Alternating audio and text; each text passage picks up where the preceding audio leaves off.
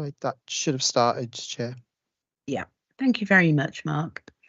Good evening, everybody, and welcome to tonight's meeting, Homes and Safe Communities Scrutiny Committee, Wednesday, the 11th of October at 6 p.m. May I remind everyone present that the meeting is being live streamed as well as recorded via the internet, and this recording archived for future viewing. Could all participants please mute themselves when not speaking in order to avoid any background noise or feedback when other participants are speaking.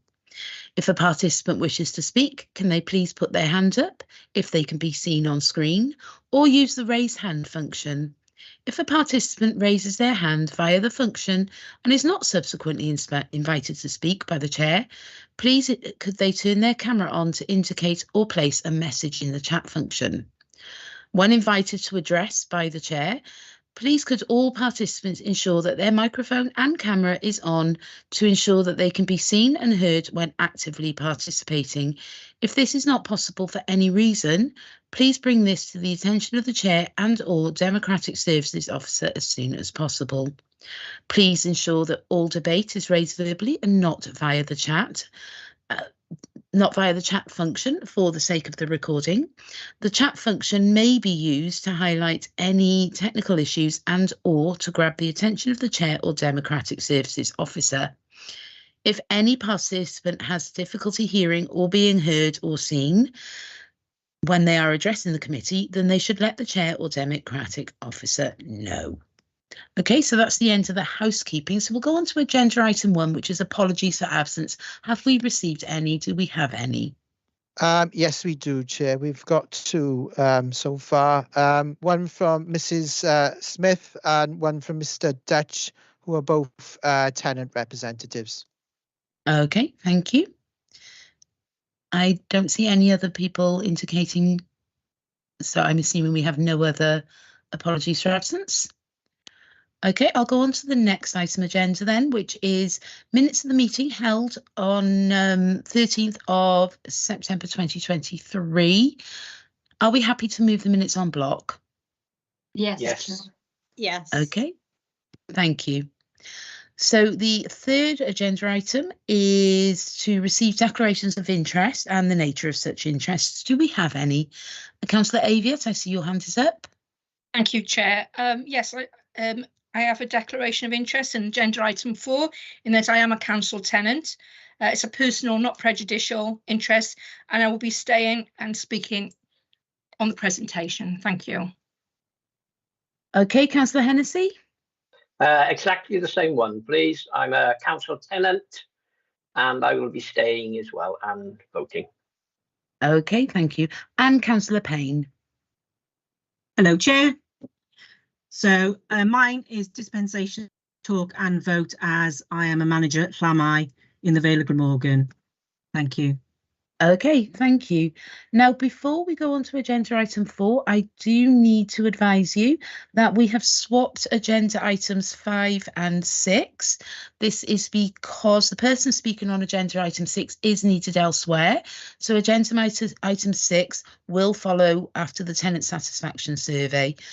So if we can get on with the tenant satisfaction survey then, and I believe that is Kirsty Marshall taking this.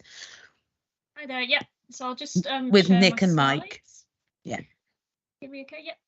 Just share my slides.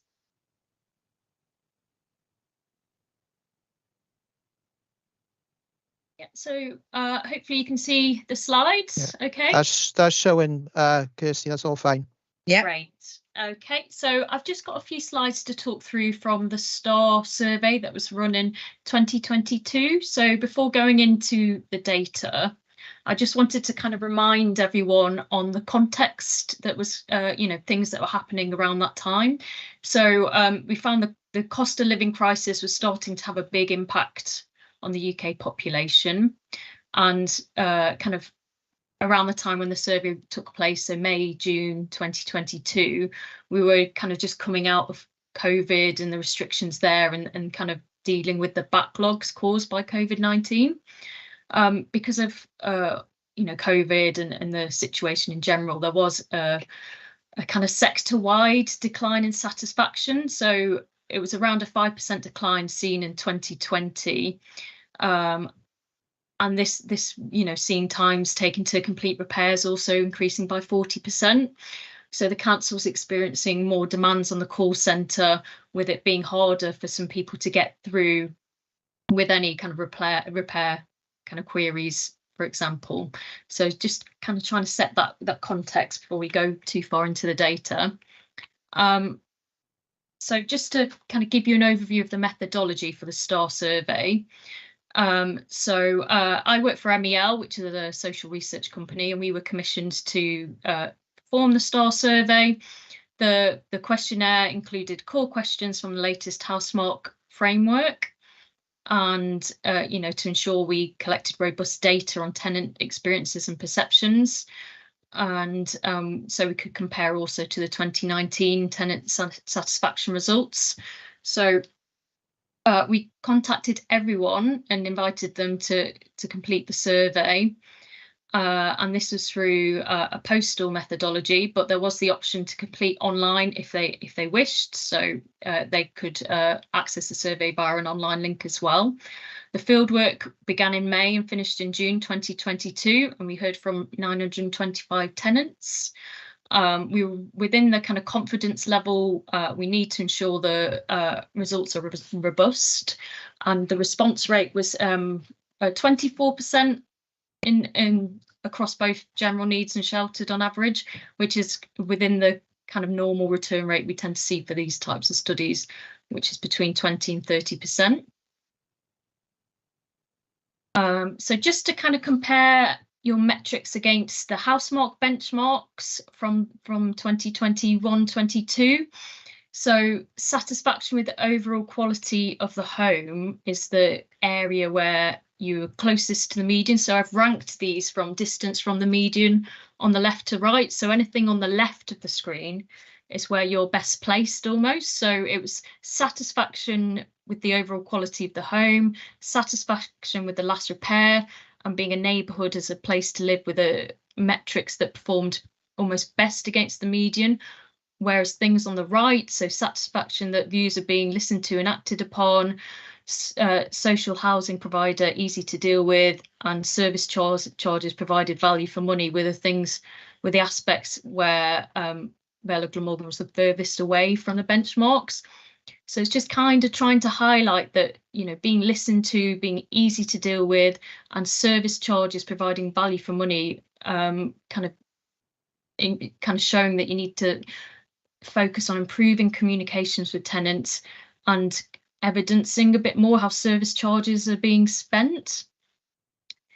Okay, so hopefully that all makes sense. So we just move on to the next slide, looking at these results where we've got comparisons to the 2019 survey. So what I've done here again is shown in the red is any of the trends that are bigger than 5%, and the amber are within 5%. So just to kind of show straight away that the quality of home and the satisfaction of the repair received on this occasion are the two metrics where you're not declining as strongly as the other areas, but overall satisfaction did see a decline versus the 2016 data, and the kind of the biggest decline was amongst, you know, again, those communication aspects, listening to views and acting upon them, and you know, that metric in particular has seen declines from the latest two surveys you've done. So it's gone from 69 to 66 to then dropping down to 54, and that's the metric you're kind of lowest down on across the board there. Was there a question, or I can't see faces on the presentation mode, unfortunately. Okay, I'll move on to the next slide. So one piece of analysis I wanted to highlight in kind of this summary of the data is the key driver analysis we performed to point out what is really driving that overall satisfaction. And by doing this analysis, it kind of highlights which metrics are most closely correlated with overall satisfaction. So by improving on these aspects, it will help to drive that overall metric. So the aspects which had the biggest correlation was providing an efficient and effective service, a service they expect from the landlord, and feeling valued and keeping promises and trust. So it's a real mixture of, you know, making sure that service delivery is there, but as well as the more kind of warmer aspects as well. So feeling valued and keeping promises and trust. So it's a real mix of making sure that service is there, but also in a way that, you know, they trust you and make them feel valued as well. We also had a question where we asked about service priorities. So the metric here that was selected the most was the repairs and maintenance, and that was ahead of overall quality of the home. So that's really important to tenants there. And this was also the highest priority in the 2019 survey findings. The communication aspect also is being mentioned here as well. So keeping residents informed was the third most selected option. And then the value for money rent was just behind that at 28%, and heating and energy efficiency down at 27%. I think this is a metric that might see some increase when you next run the survey. With the way the cost of living is going, it's definitely having more of an impact now than I think it was having in 2022. So that's something to keep an eye out on for the tenants. Just wanted to highlight as well kind of trends across metrics by some of the different subgroups. So those in sheltered housing tended to be more satisfied than general needs tenants. Those living in bungalows were also more satisfied. Males tended to be more satisfied, and satisfaction also across most metrics really improved the older the residents are. So with increasing age came the increasing satisfaction there. Those on housing benefits tended to be more satisfied than those not on benefits, and those living in Eastern or Western Vale tended to be the most satisfied across the metrics there as well. Okay, so I've just got some summary points just to sum up what I've talked through. So 4/5 stated that repairs and maintenance were the priority for them, and this sat quite well within the median average compared to the Housemarque benchmarks, and 81% were satisfied with the repair they've had in the kind of if they've had a repair in the last year who were asked this question. This is one of the kind of areas that was impacted by COVID, with the waiting times potentially being impacted there. So it's positive that scores, you know, that the score was well within that area, and continued improvements to user satisfaction. This will have an impact on that overall satisfaction if this kind of continues to be scored well. It's got quite a good link to the overall satisfaction score. So being listened to, easy to deal with, and service charges were the metrics furthest behind the Housemarque benchmark. So it's just really highlighting a need to improve communications with tenants, including evidencing how service charges are being spent. So that a high proportion felt their home was safe and secure, which was just a little bit behind the median benchmark, but not that far behind. Perceptions of safety and security are becoming an increasingly important factor for tenants, and this is especially kind of after the Grenfell tragedy. You know, people are thinking more about this than they were, you know, 5-10 years ago. The other aspect, like having satisfaction in the neighbourhood as a place to live, it was also a metric within the median threshold benchmark, that, you know, highlighting that tenants are generally happy with the area they live in as well. So hopefully that's all made sense. I'll come out a slideshow so I can see if there's any questions. Oh, Okay. yeah. Okay, I can see we have 2 people who have their hand up already. However, I do have a question. I can see the figure for people feeling as though we're listening has gone down to 54%. Were there reasons given why people think that? I would have to look into that in a bit more detail. I don't think we asked any open questions really to dig into that. So we don't have the kind of reasons behind that to hand. Okay. But we could I could dig out who was more likely to say it and see if that kind of helps to, might be handy. yeah. I mean, Yeah. obviously, if the rating has gone down, we need to understand why, and Yeah. we need to understand what we can do to improve it next time round. And in order to do that, we need to understand why it's gone down. So yeah, okay, thank you. Oh, I can see Nick's popped his hand up. Did you want to come in on that, Nick? Yeah, thanks, Chair. I was just going to Okay. sort of add, really, because I was quite involved at the time and had knowledge of the survey. And Kirsty's right. Most of the questions were closed questions on that 5-point scale. So asking people from if they were very satisfied, fairly dissatisfied, neither nor, fairly dissatisfied, or very dissatisfied. There was one question which is more of a free text response, really, where people could share any views, but that was in relation to any of the previous questions, not specifically relating to that question that you mentioned. So yeah, the comments that people provided were useful, enable us to unpick, but not specifically in relation to certain questions, really, just to if that helps at all. Okay. We do need to find out the reason why people why it's gone down. It's gone down a hell of a lot. It's a big percentage from what I can see on that presentation. So it is a bit concerning. We should really do a bit of digging and find out what's gone on there. Mike, were you wanting to respond to that as well? Yeah, it's just to reflect on the context. I mean, clearly, any league table, when we compare results, it can leave you feeling with a sense that there's a fundamental issue. I think I would bear in mind that the context which Kirsty raised initially. Also to bear in mind that when you look over the 3 years, so from 2016 through to 2022, the pattern was there in 2016. So in terms of those 3 areas to the right of the slide that Kirsty showed, they would have been the 3 areas to the right of the slide in 2016. They would have been the 3 areas to the right of the slide in 2019.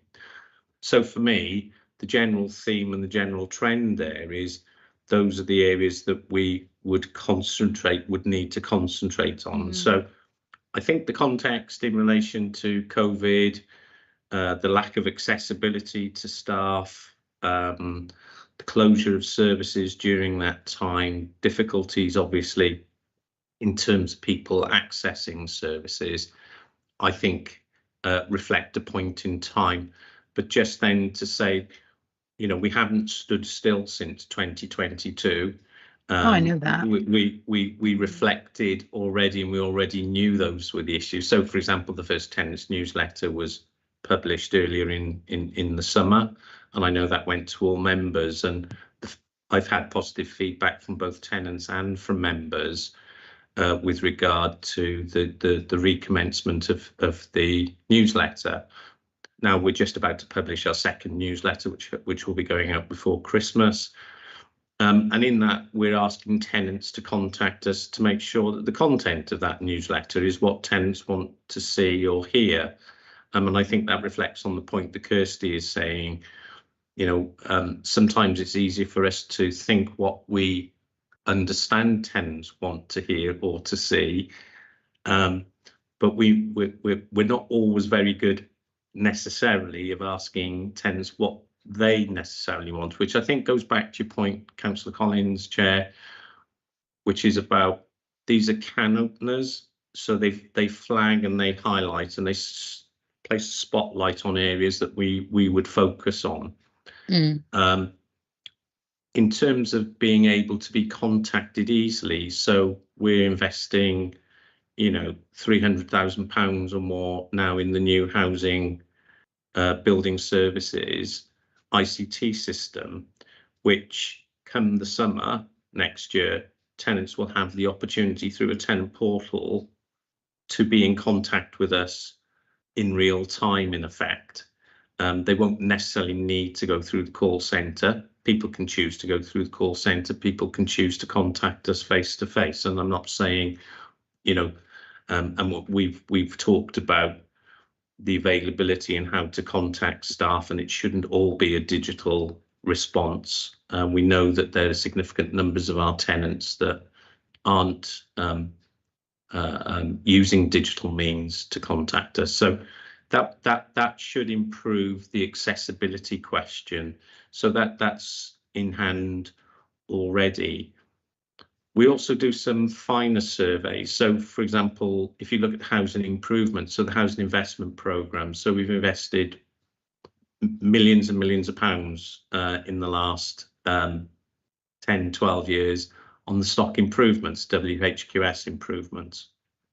Now, we do exit surveys, for want of a better term, on the work that we do, and those surveys show me that over 90% satisfaction in both quality of the work that we do and also the process that we adopt and keeping tenants informed.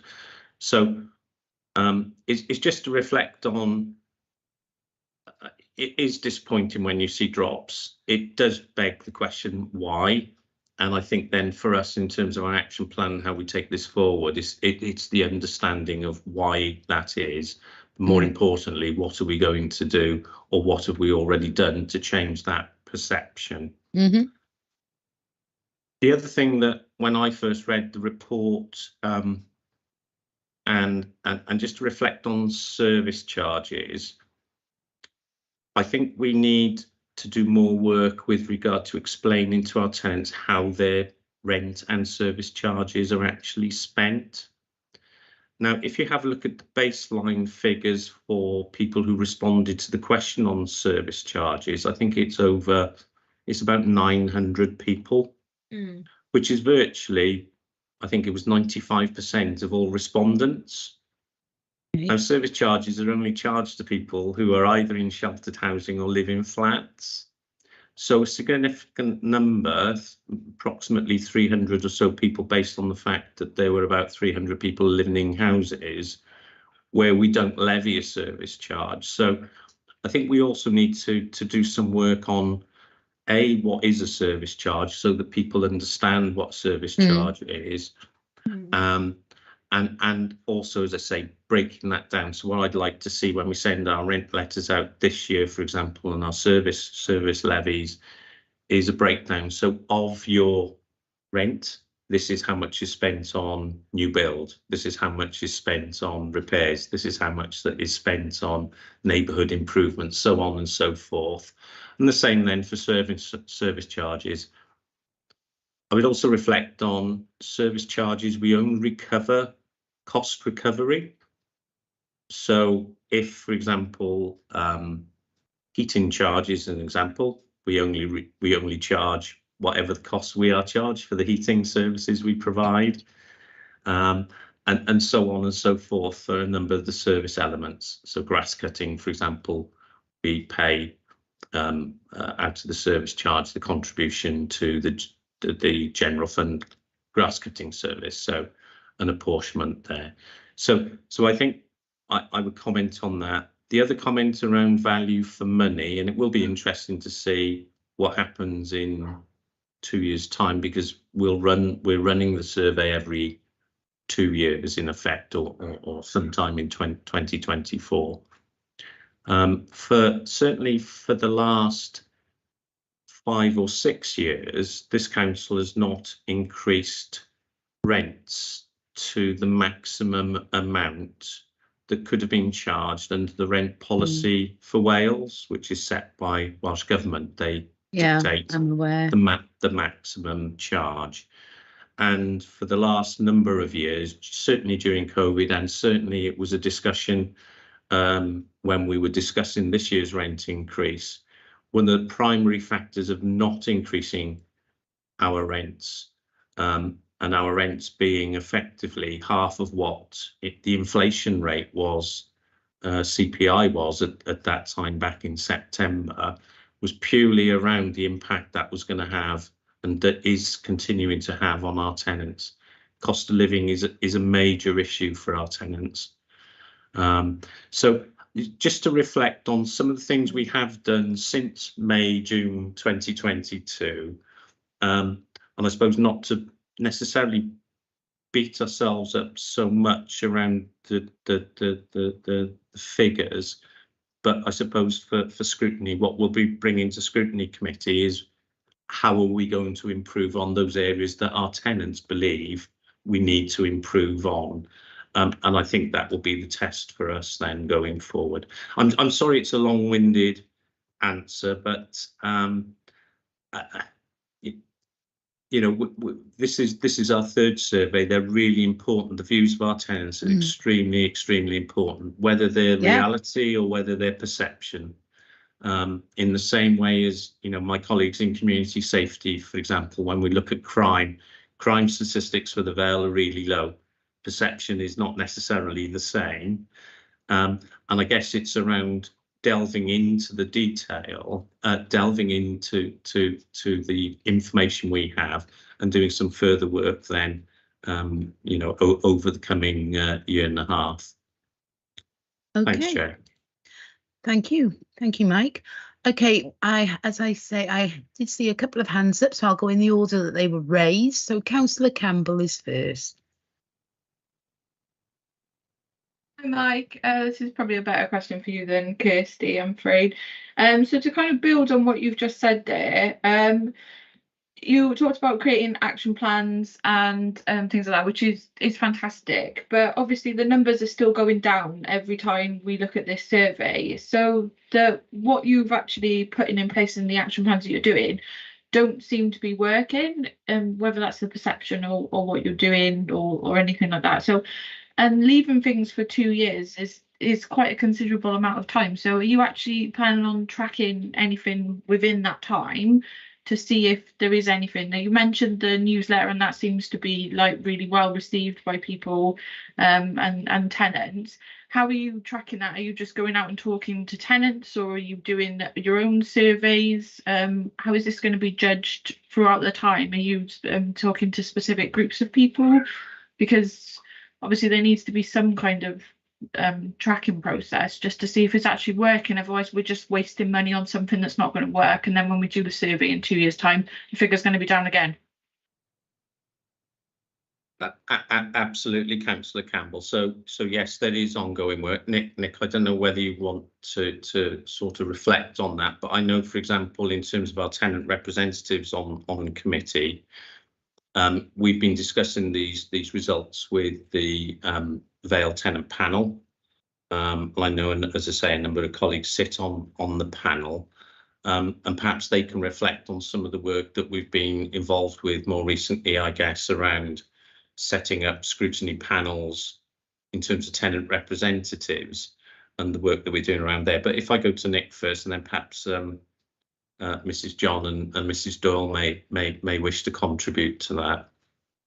Thanks, Mike. Yeah, and thanks, Councillor Campbell. In terms of the survey results, I think looking back, remembering back, because I was involved in all three of these, so I've got quite a good memory of these. But the 2019 results were actually an improvement on the 2016 results. So we thought we were kind of on the right track. Our overall satisfaction was the highest it'd been in 2019, and we compared favourably with peers. So we kind of thought we were on the right track, and we were building on that. And so these results were a little bit of a surprise when they came through, and there was that deterioration in performance. It did sort of catch us out a little bit, but I think the reasons that Kirsty and Mike have sort of have talked about really in terms of the context at that time help us sort of understand that a bit better, because Housemark will oversee the methodology for carrying out these surveys. They report across the sector since I think it was 2019 or 2020, an average percentage point reduction in overall satisfaction of 5%. So what they say is that all landlords are doing more recent surveys are seeing quite significant reductions in their satisfaction. So,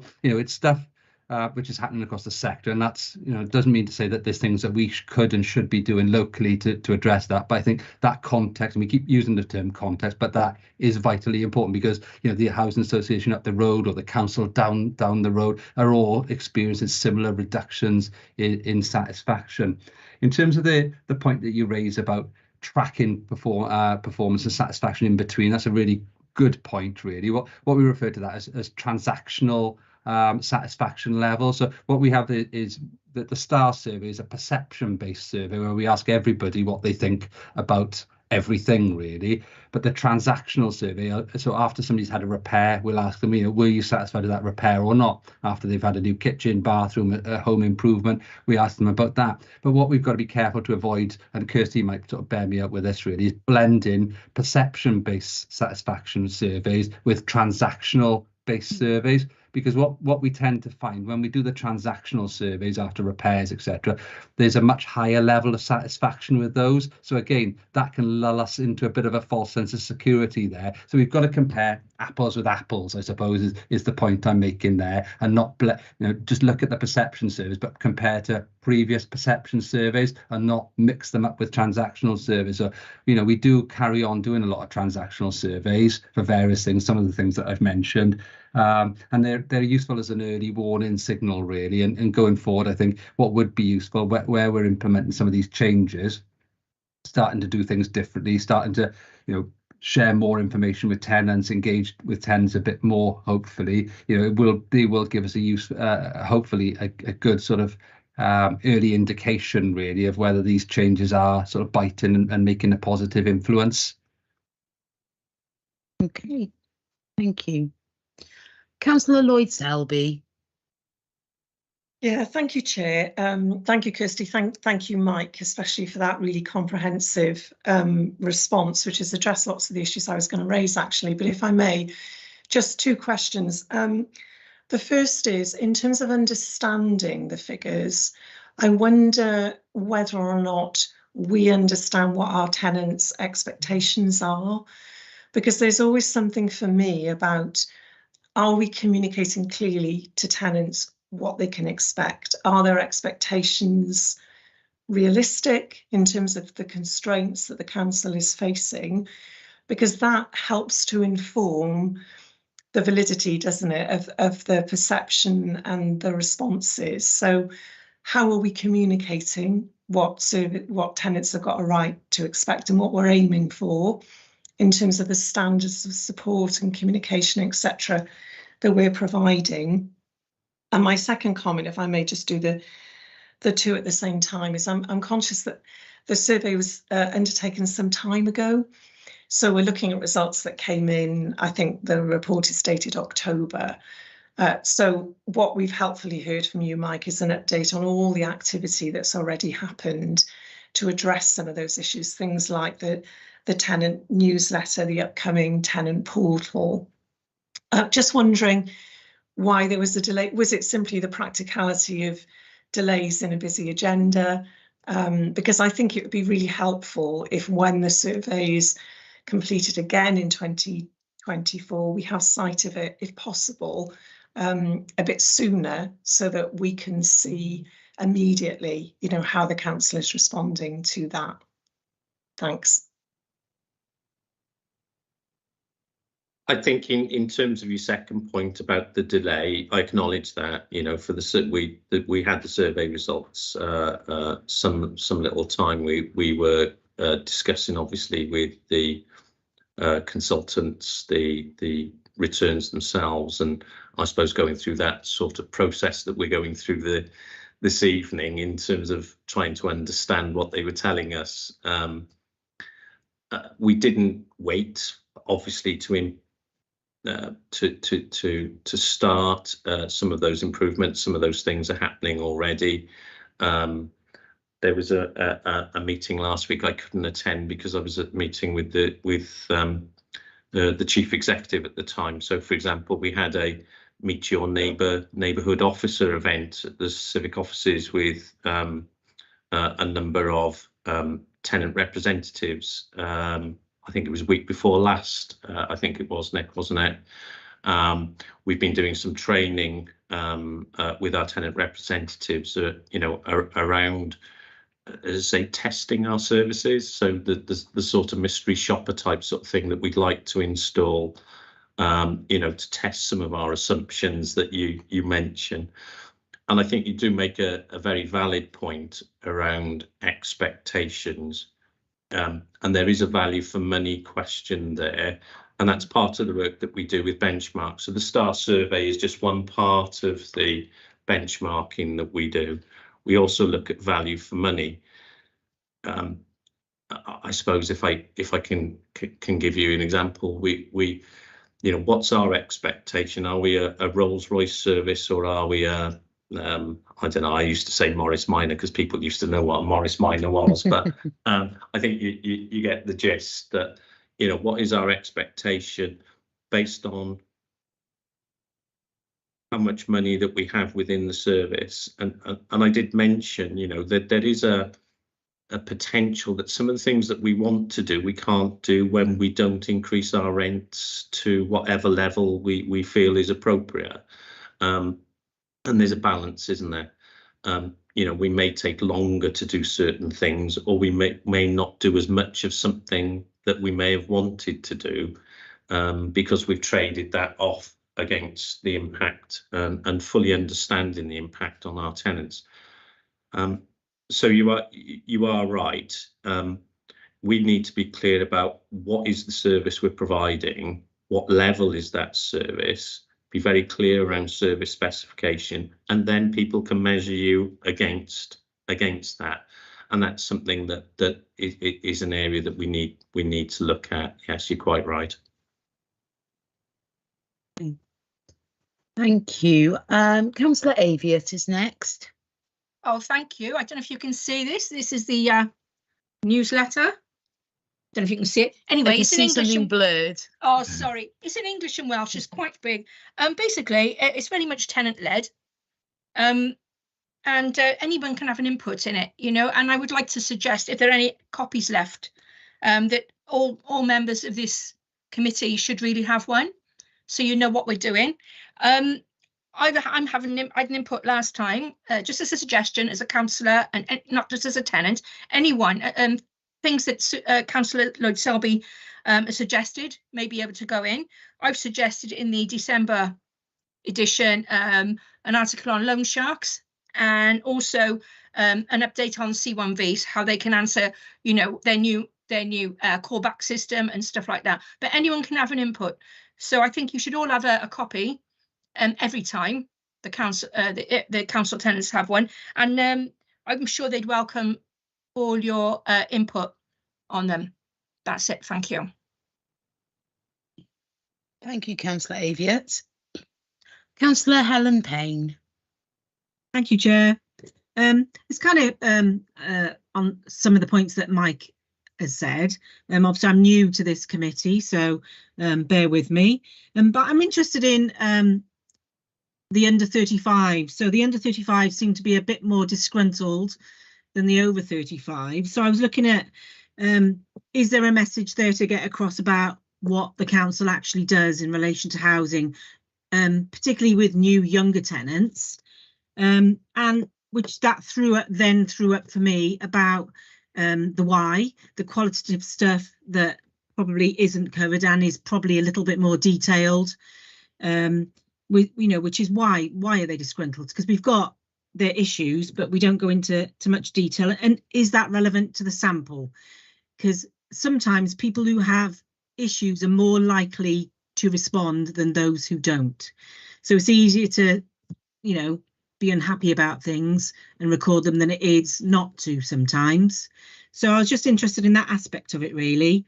You know, is the information easier for under 35s to understand and respond to than over 35s? I don't know. It was just threw up a few questions for me about the information that we're giving over to tenants. Yeah, our tenant engagement strategy picks up that point, Councillor Payne, that communicating and engaging with younger age groups is much more difficult, and younger age groups tend not to wish to engage using the traditional methods that many social landlords and others use to engage. So there's a piece of work there going on at the moment with our community development team, looking at how do we engage more equally, and how do we use digital as a means of engaging, perhaps with snap surveys or quick surveys with younger tenants who probably, and this is no disrespect to Kirsty or any of the consultants that undertake these type of surveys. There's a lot of questions, and I get surveys all the time through the door. There's a recent public health one that I've had asking me my opinion on public health, and there's dozens and dozens and dozens of questions, and we're all busy people, aren't we, sometimes? And so I think there is work that we're currently doing at the moment. How do you engage younger tenants and have meaningful conversations around the areas that they wish to focus on? There's part of me that think that is also around the type of accommodation possibly that we have for younger people who predominantly may be single or couples rather than necessarily families, although that that isn't necessarily the case, and where that accommodation is. So that may be driven by other factors, and I don't know if that is or isn't the case. So you're quite right, and picking up on some of the issues. These are can openers, and we need to do a bit more of that transactional work that Nick has spoken about, I think, to get to the detail of that. I think, Kirsty, I wonder if you could pick up that second point. I think more generally, the councillor Payne raised around people generally filling in forms where they are more likely to have had a problem. Yeah, more likely to have an issue, to fill them in. Because, I mean, sometimes, and I think the analysis is showing us, for example, older people are tending to fill in the forms, and they are generally more satisfied. I was going to say older people do tend to do surveys more. But I'm sure the social researchers, Kirsty, it's their bread and butter trying to explain, I suppose, that behavioural sort of analysis. I mean, just to kind of add to your point that older people do tend to want to fill in surveys more, and they are more satisfied generally across the statement. So it's not just disgruntled people who are wanting to fill in the survey. Also, the benchmarks as well are going to from similar surveys who are sent out to tenants, and then people choose to fill them in. So you're comparing, similar to what we said earlier, apples with apples. People are these are the people who chose to fill in the survey that we're comparing to. So it's not any different almost for any of the other surveys out there that are within the benchmark. So it will be kind of a fair comparison, and the areas you're behind on, they've been asked in the same way on the other surveys. So it's kind of highlighting where this focus should be almost. So hopefully that's helped to answer that. Yeah, thanks.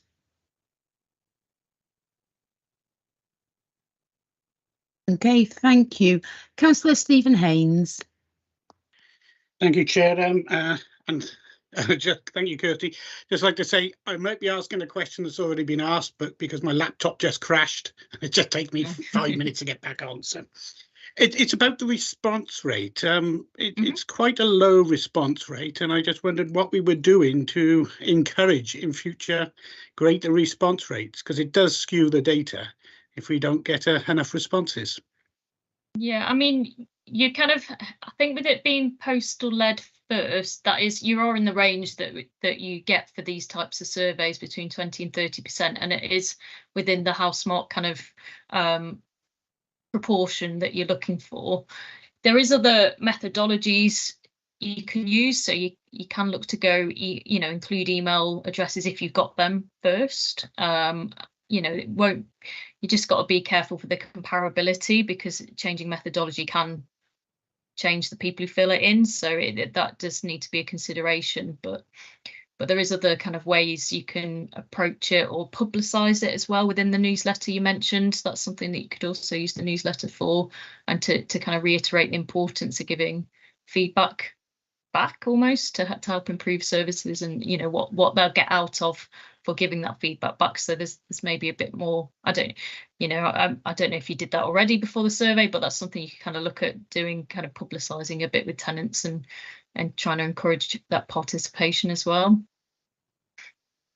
Kirsty, if I can just sort of add to that point, really, because I was, as I say, I was involved at the time. But what we did do a bit of publicity regarding the survey, and what we also did, we incentivised the return of the survey. So I think it was 150 quid worth of vouchers, I think, for somebody who returned those, and I think that hopefully was helpful in terms of getting the number of responses that we did. But Kirsty may sort of want to add to this point, really. When, in terms of the statistical significance of completing surveys, I think you get to a point where you've got to get a decent pool of people filling in the results. And after that, the more people that you get, it doesn't really change the results that much. I think at the start of the presentation, Kirsty referred to a 2.8% level of confidence. So even if we had, in theory, another 500 people fill in the survey, it shouldn't alter the overall satisfaction results by more than 2.8%. So the more people who can fill in the survey, the better, because it gives everyone an opportunity. And generally, when people are engaged, they're more likely to fill in a survey. So we want to see that. But there becomes a point after which you get a diminishing marginal return, really. You could spend more money and doing face-to-face surveys or sending researchers out knocking on doors, but it's not going to change the pool of results. So I think the 24% response rate was comparable or slightly down on the previous surveys, but gave us a big enough pool of residents and a big enough pool of responses so that we could be fairly confident that the results were accurate. I think that's fair. Am I right in saying that, Kirsty? Yes, I hope I am. No, you are. Yeah, it's quite within the margin you want to be, because it's 4% is the margin How Smart recommends, and you're fairly below that as well. So 2.8 is a fair bit below that. So it is a robust sample that we.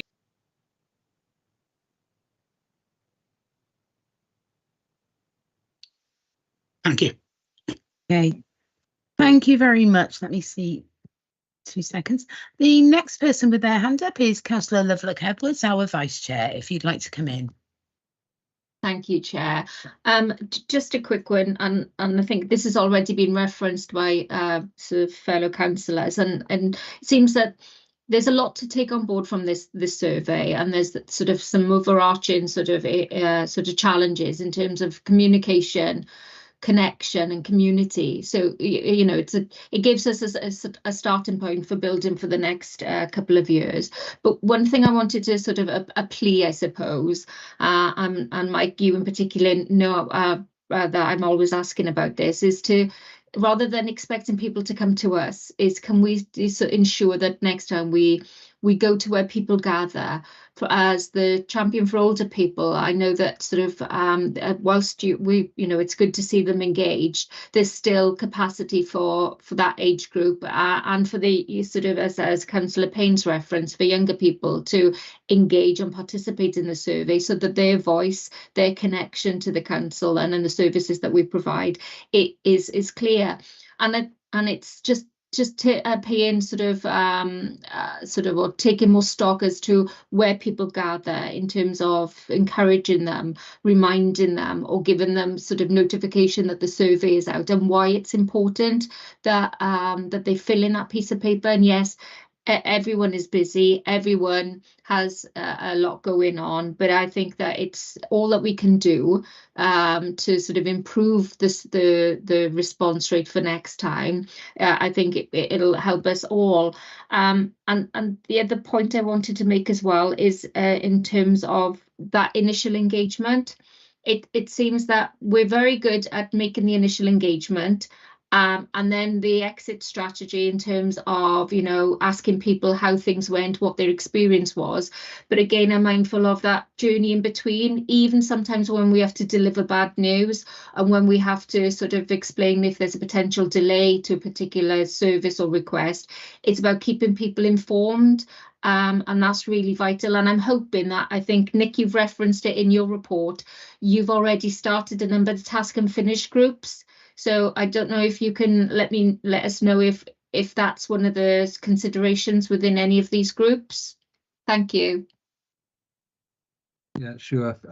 Just to come back to, first of all, Councillor, on the first point, taking the service out to people, one of the themes really that we picked up, and Mike mentioned quite a few responses already, but one of the other themes that we identified was about being visibility, being present on site, being on estates, talking to tenants on their doorsteps or in their front room, because we'd come out of a period where we were providing emergency services only, and then it took some time to get back to that. But a big emphasis for me and for the service and for the guys who deliver the service over the last year or more really has been exactly that, being out and about. So not being at home or not being in the office, but walking around the estate. So what we have done, we've kick-started again the communal block checks, where we go out to communal blocks on a monthly basis in most instances. In some cases we've got more frequently, and in a few cases we've got on a weekly basis to some blocks.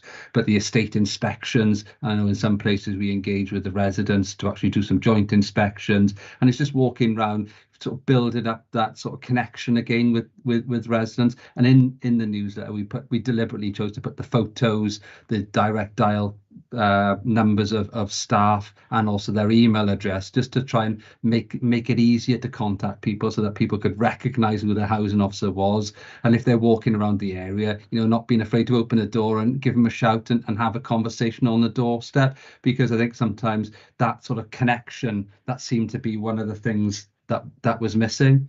So that is an important thing for us at the moment, and we've done a lot of work already, and we continue to sort of build on that really, because our work is very much out and about in communities. And what we're finding is the benefits of doing that as well, because people, if you're out and about, will say, that person number 19, I haven't seen them for a while, or they may not be living there, or that's the person who dumped the rubbish over there. So people are the eyes and ears, and they can provide us that information, and then we can respond to that and tackle issues on the ground. If we're sitting in the office or behind a computer, we don't get that same level of information, and we can't respond as quickly and as promptly as we would like, really. So the task and finish groups, we've looked at a number of different things, not specifically related to this point, but to give you a flavour, one of the things that we did pick up was about the tenant move-in experience, about how that was for tenants, because from our point of view it's logical, it makes sense, we give people a load of information, give them the keys and send them on their way. But what we were finding from tenants when we dug into that by way of the task and finish group was that there was an awful lot of information. It was all given to people in one sitting, as opposed to being staggered, and people kind of just felt lost really. So we've staggered that move-in process now. We've emphasised more the new tenancy visits. So what we do at the viewing, we provide information. At the sign-up, we provide information, and there's a separate money advice appointment. We've reviewed the information that we share with people as well. So taken out some of the information from the pack that people perhaps don't need, that isn't essential at that point, and substituted it for different information which is more relevant. So just sort of hearing the feedback from people in terms of what they really needed to know, what was most important at that time, and focusing on that, and the other stuff then building on that at a later point. So that was just one example that springs to mind really of a task and finish group. But as Mike sort of gave us earlier, some of the key things there, but there's lots of other things as well that are falling out and which have been worked on and will continue to be worked on in the background really. Okay, thank you, Nick. Thank you, Chair. Okay, we have one more person wishing to speak on this, but after that I will draw this item to a close so we can move on to the next item, as I am aware that the person speaking on the next item is needed to go elsewhere tonight. So Councillor Hennessy, please come on in. Thank you very much. I would like to praise our tenant reps who are here tonight. Like Julie knows, myself and Julie have both been members of tenant working groups who do an awful lot of work. They sit on Scrutiny, they sit on QDF. For me, they are the unsung heroes of this, and we should be praising them an awful lot more and thanking them for all their work they do on our behalf. At the end of the day, they do all this for free. And that's where we should be praising people as well. Thank you. Okay, thank you. Yeah, I do understand that being on the tenants group and coming to here tonight is eating up your valuable time, and we really do appreciate it. We couldn't do this without you. We value your input. We value you being here. Thank you very much. Okay, I'm going to thank Kirsty for that report on the survey. Thank you for your time. Thank you for doing that for us. Enjoy the rest of your evening. Goodbye. Bye. So as I said earlier, I'm swapping agenda items number 6 and 5. So we'll go straight to agenda item 6 now, the independent Chair. living policy. Yeah. Chair, apologies, Chair. Just because obviously as well as the presentation, we had a formal report on Oh, this of course we did, item. yes. The recommendation is that Scrutiny consider the report highlighting the feedback provided by council housing tenants. I don't know, Chair, if you and the committee are happy to move and note that, or if there are any comments. Of course. Are we happy to move and note that report? Happy to move and note. Yes, Chair. Okay. Yes, Chair. Okay. So we will now go to agenda item 6. If you'd like to come on in, then please, Phil. Apologies for the wait. Thank you for being patient. No, thank you for the moving around. Very much appreciated.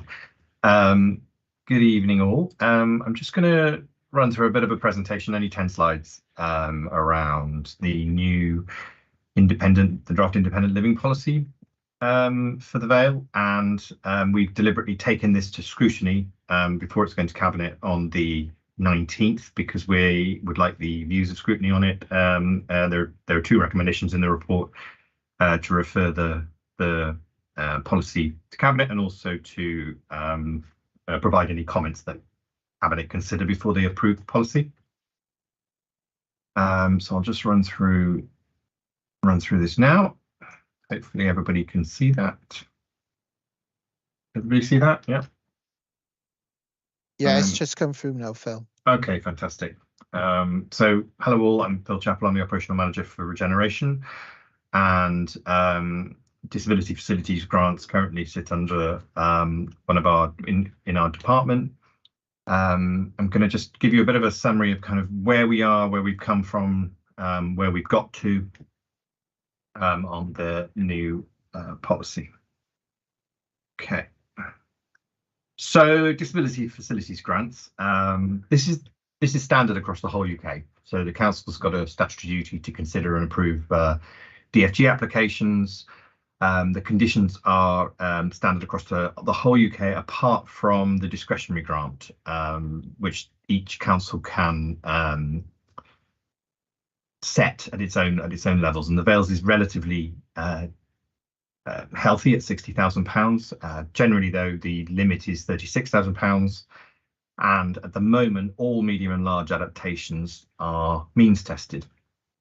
So whether you own your house or you rent a house, you can apply for a DFG grant. And just to give you a feel for the numbers, the small adaptations, so we're talking up to £1,000, there were 312 last year, and there were 87 medium and large adaptations.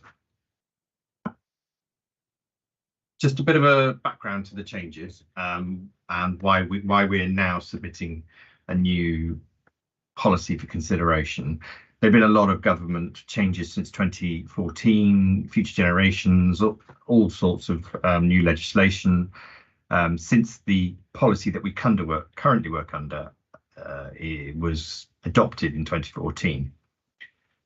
It's fair to say that means testing's become a barrier. So a lot of people are means tested out of the system for a grant. So I was trying to think of how it would affect, you or I or anybody applying for this grant now. So a lot of people who may have acquired a disability, who may have a partner or a spouse that's working, are means tested out of it. If they've got a mortgage and somebody's still working, to means tested out of it. So the threshold for being means tested out of this is a barrier, and that means that people cannot stay living in their own home.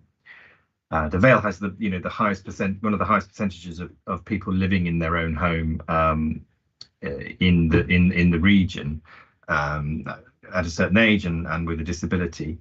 But I think what we're finding is that more and more people are means tested out of it due to the income that they're receiving. It doesn't take much. So the point of this policy is to ensure, I suppose, that more and more people can live at home for longer, where they want to live, in the communities that they live in. And we are creating a new product around this. So I think it's fair to say there's been some research. I've read some research around the benefits of disability facilities investment. And I think there was a report by the Isle of Wight, and there's been some evidence by Welsh Government that you save between around for every £1 to £1.50 that you invest, you save around £7 of social care costs in the longer term. And there isn't a consistent approach across Wales. I think we don't have a kind of standard approach in the Vale. I suppose we're quite lucky in that we've got a grant agency service. We call it a grant agency service because it means that people with disabilities can come forward and the council will manage the implementation of it, the procurement of the works, the design, and sign off all the works, and we'll receive a fee for doing so. Some local authorities in Wales will issue grants. So there are some local authorities where your grant is up to £36,000. Go and source a new bathroom, a new stair lift, whatever, and the grant will be issued directly to the person. But often people who are elderly, have no experience of procuring contractors to do specialist works. It's a big thing to ask, or to appoint an agent to do the same thing. But I just thought I'd mention it, that service is also available, so people can go and get their own works done, their own designs done, and come to us for funding. So it's a mixed picture across Wales. But I think what the Welsh Government wants to see is a more consistent approach, and also the removal of means testing. So the disability facilities grants, the statutory grants, nothing is changing. But what we're doing is the proposal to increase this, to introduce a new DAG grant, so a discretionary grant.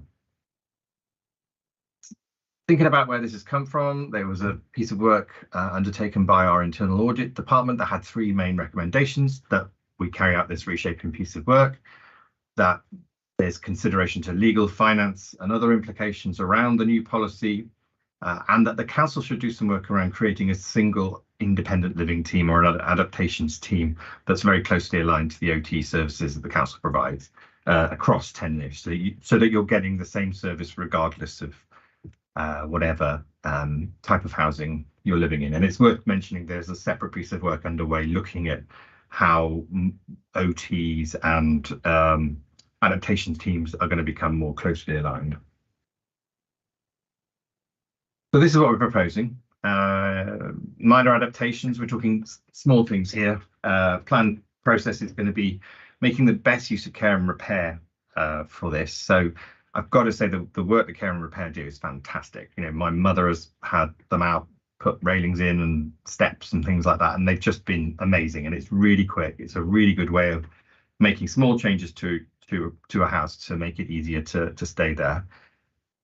And the idea behind that and putting more work that way is that it'll reduce the workloads of the occupational therapists, because the trusted assessors can make the call, and also it can be done pretty quickly. It's within a couple of weeks, subject to demand, obviously, but it is generally within a couple of weeks. Medium or large adaptations. So as I said, the DFG grant will still remain. The conditions of that remain unchanged, and they're pretty consistent across the board.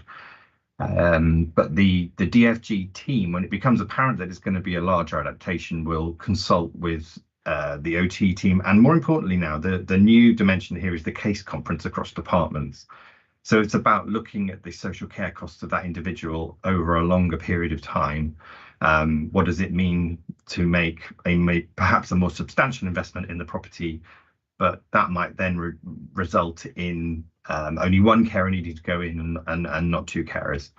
So there's basically 3 options open to people. One is the traditional DFG grant, which is means tested, and that results in a 10-year charge on a property. And there's various reasons why you can that the charge may not be repayable, whether or not it's moving into care or economic reasons, but there's a set policy for that that's consistent across the UK.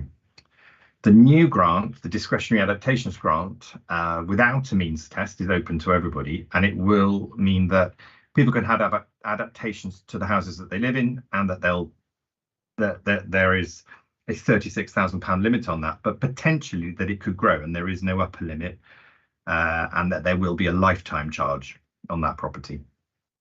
And also there's a relocation grant, because I think the one thing we're always keen to stress is that there's a finite amount of money here. there, and that sometimes it isn't reasonable or practical to do adaptations, especially in older houses where you're ripping the guts out of a house and you're sometimes moving bedrooms downstairs, you're putting bathrooms on the outside of properties, pod adaptations, all sorts of things like that, through floor lifts, specialist bathrooms. So sometimes it becomes very costly and not reasonable or practical. Just wanted to touch on what happens if you're a tenant, or whether you've got whether you're a child's adaptations. So the tenanted properties, I think the intention is that any adaptations that are done there are minor and that they are removable if possible. We've seen some really good case studies around things like pod bedrooms and pod bathrooms that can be put on the rear of properties. But I think it's also going to be, for every single tenant property, there's going to be a case conference needed. So we're talking about private tenanted properties here, not council-owned properties. There's currently a separate department that looks at that. This is about doing a case conference on all tenanted applicants. So it'll be looking at the longer term social care cost implications of it as well. So there'll be a judgment made about whether or not there is a need for a greater investment in the property if the alternative is potentially moving into care of some kind. And for children's adaptations, there's no means test, but there will be a 10-year charge on the property. Just a reminder on some of those limits I talked about. Maximum grants 36,000. We disregard the first 5,000 of any application. And the case conferences, this is new, and it's very helpful to the council in terms of calculating the longer term needs. You're not just looking at the needs of an individual or child at the age they're at now. You're looking at much longer term. And then relocation grants are also available to both tenants and to people who own their property. That will be 3% of properties up to 225, and then an additional 2% after that. And as I said, the case conference is a kind of a new step, but certainly looking at the need to kind of avoid costs in the longer term, especially when you're looking at there could be a possibility of you're doing adaptations over £100,000. Every grant, whether it's a DFG or a DAG, there's a prioritisation system in place. So obviously we deal with a lot of it's sometimes very distressing where people have got life-limiting illnesses, and people can then be categorised as fast track or high referrals, and then beneath that we've got 3 different categories depending on the nature of the disability or illness and the kind of care implications around each of them. But that's very much done in consultation with social services. I rattled through that, but has anybody got any questions around it? I know that policy is attached, the draft policy is attached at the end of the cabinet report, so just welcome any questions. I remember asking you some questions in the agenda conference, so I will leave you alone, but we do have some other councillors who have questions. So Councillor Morgan, if you'd like to come in. Am I there? Yeah, no, not a question really, just to say how much I welcome and how much we should all welcome this as a policy. I mean, in my day job, I'm always encountering elderly folk who are worried about care costs, who end up in hospital, who can't get out of hospital because they don't have a safe place to go. And this really addresses that. And to keep people in their own homes when we are an aging population in the Vale, not anybody here obviously, but we are an aging population, and so I think this is a tremendous thing, and it seems to be very well planned out. And I think the important thing is to make sure that the information is got out there so that people know about it, because that's often the case, that older people without children to support whatever just don't know that these things might be available. So I just say, yeah, this is excellent, and I support and endorse it fully. Okay, thank you. Councillor Campbell. Hi, Phil. So we've obviously seen the cost of materials and the cost of labour and things go up exponentially over the last couple of years as an impact of COVID, as well as other things going on all over the world. So I was just wondering the figures you've given of the 36,000 and things, is there a chance that these might potentially go up over the next couple of years to kind of, if you know, the figures of materials and things potentially rise, or is there a chance for these to be adjusted? Yeah, I mean, they might well be. I mean, those figures, the statutory figures, are set in legislation, but we've always allowed for that discretionary level up to 60. And now with this new policy, I think if the case is strong enough in terms of saved longer term social care costs, I think it could be looked at. So yes, it has been a challenge because we've been waiting on things like, specialist baths that come from Germany may have taken a few weeks, and now they're taking 9 months. So, and I think we have lost a lot of the contractors off the framework as well, so we're having to retender that. So there is a degree of backlog there, and then the costs are invariably going over the 36,000. If you're looking at anything like an extension or specialist bath equipment, they're all generally, getting over that amount when they're a larger adaptation. But I suppose the bulk of our adaptations are small. I think the average medium and large adaptation was something like £8,000, £8,500. Yeah, that's really good to hear. Obviously, of the extended timelines, there's probably been the biggest knock-on effect for you, especially with builders and such like that. Thanks, Phil. Thanks. Okay, thank you for that. Councillor Lloyd Selby. Yeah, thanks, Chair. Thank you, Phil, for taking us through that. I just think it's worth acknowledging as well, in terms of the council's building strategy, our new build properties are already building some of the requirements in, aren't they? So we've got things like power at the bottom of stairs. So if people need stair lifts, it's easier and cheaper to fit them, wet rooms on the ground floor, etc. So, we're very much thinking long term in terms of recognising the needs of an ageing population, which, I think is all credit to officers who've built that in to our building strategy, because that's very welcome for the future. Only one comment in terms of what I think is a really welcome policy, Phil, and that's just in terms of the appeals process. My understanding is that there are relatively few cases that go to appeal, but I noticed that there's no mention of advocacy support for people, and obviously those applying for funding have a disability, whether they're older folk or have a learning disability or mental health issue. And I just think it would be worth considering enabling advocacy support within that process for those who need it and request it. Thanks. Yeah, I think that's a really valid point. There's only reference to direct approach choice if you have to appeal. So I think that's a really valid point, and we can put that forward as a recommendation to Cabinet. Thank you. Yes, I think committee would agree with me when I say please do so, Phil. And I think it's very important, I suppose, that we involve the individuals and the families at that really early stage. So it's not about people making decisions elsewhere.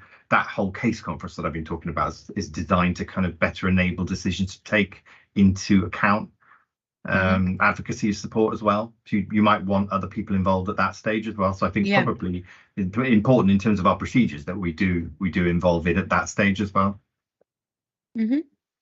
Okay. I have Councillor Burnett. Are committee happy for me to bring Councillor Burnett in? Okay, go ahead, Councillor Burnett. Thank you, Chair. I just wanted to say a few things. I'll actually be taking this report to Cabinet next week. So I was very interested to hear everyone's comments. I think then, there were talks about affordability and the costs and everything. Well, obviously, when we're having budget discussions, this, they've already started now, but going forward, we will also have to look at how much needs to be put aside to fund this. But I think the report is talked about independent living, And I've always said it's more than just independent living. It's about dignity. It's about dignity of our most vulnerable.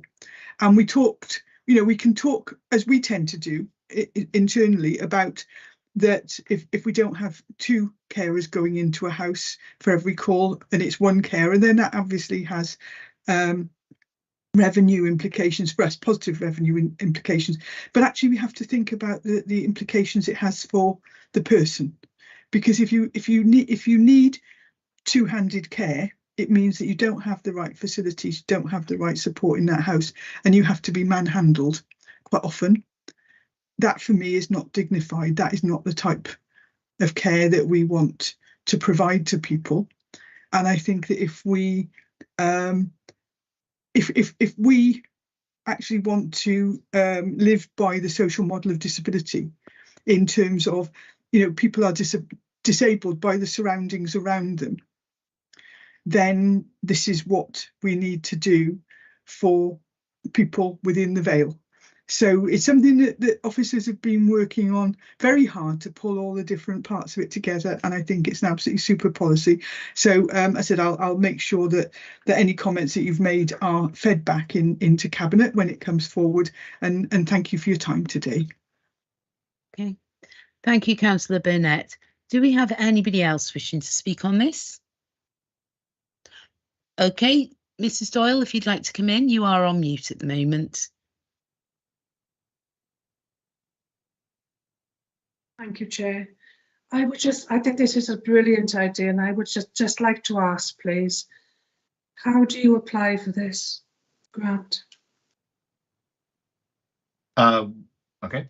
I mean, a lot of people are obviously coming into the system via the referral service through the occupational therapist, through social services. Social services were very much involved in the design of this new policy as well. Most of the people we get are in the system, but people can apply on the phone. People they'll call us or they'll email us, and then we'll set up referrals with the occupational therapy team. But a lot of the time you can gauge whether or not the individual is needing major adaptations or kind of smaller scale adaptations, and in that way you're referring people off to the right route very quickly if needs be. And then we talk about those small adaptations where people might need railings and whatnot, then it can happen really quickly. But often people are in the system, or they've perhaps acquired a disability, or they've perhaps they're at that sort of discharge point from hospital, and there's that kind of piece of work that's happening there before people are discharged. Or there's also the point of the grant is also to prevent people needing to go into care as well. So often at that point where there's that discussion around whether or not somebody needs to go into care, then there can be an intervention. But often it's people who are already in the system. Thank you. But I think people will need to know, that the offer is there, because a lot of people would have been excluded before, So I'm thinking, for me, great. I live in an old house.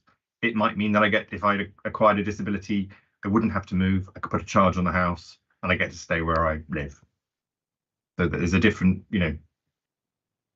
set of clients potentially, and the budget will go up. But I think one of the important things to note is that I think the average expectancy, I suppose, for the money to be returned, if there's a charge on the house, the average is around 4 years. So this fund will be a recycling fund as well, so it'll be going back out to other adaptations then as well. Thank you very much. Thank you. Is there anybody else who would like to ask a question? I don't see any hands raised. Okay, we have 2 recommendations on that, and the first is that we, as the Scrutiny Committee, refer the draft policy to Cabinet for consideration. Are committee happy to accept that recommendation? Yes, Chair. Okay. And the second is that any comments received from the committee tonight are also referred to Cabinet for their consideration before the policy is approved. Now, we did have the comment about advocacy. I would like to see that referred back to Cabinet. I just want to double check with Mark. There was a lot said then. Did we miss anything else other than the advocacy? I think the other questions, Chair, were possibly more towards Phil, but obviously the point that Councillor Lloyd Selby raised was more a comment to go back to Cabinet. So if Yes. committee are happy for that comment specifically to go back, unless there are any others. Yes, Chair. Happy. Okay. So that brings agenda item 6, independent living policy, to a close. Thank you very much for your time tonight, Phil. Yep. Move on, go where you needed. Thank you for attending. You don't need to stick around. Okay. Thanks. Bye. Okay, so right, back to the agenda item 5 now, which is Youth Offending Service end of year performance report, and that will be Kirsty Davis, Laura Pritchard and Rachel Evans. Good evening, everybody. Thank you for giving us the opportunity to talk through with yourselves this evening the findings of the end of year performance report in Youth Offending Service. I'm going to reference the Youth Offending Service throughout the report, but something that I'll emphasise when we get to the end of the report is that we have been in a process of change and that we're renaming our service to Youth Justice and Early Support Service. I've kept it for Youth Offending Service, but I may slip in between that, so I can explain that as I go through. Okay, so the period that we're covering is April 2022 to March 2023. The committee may be aware from previous reports provided that we required to report to a number of different organisations. A significant part of the Youth Justice grant comes from the Youth Justice Board. So we have a number of key performance indicators which we report on.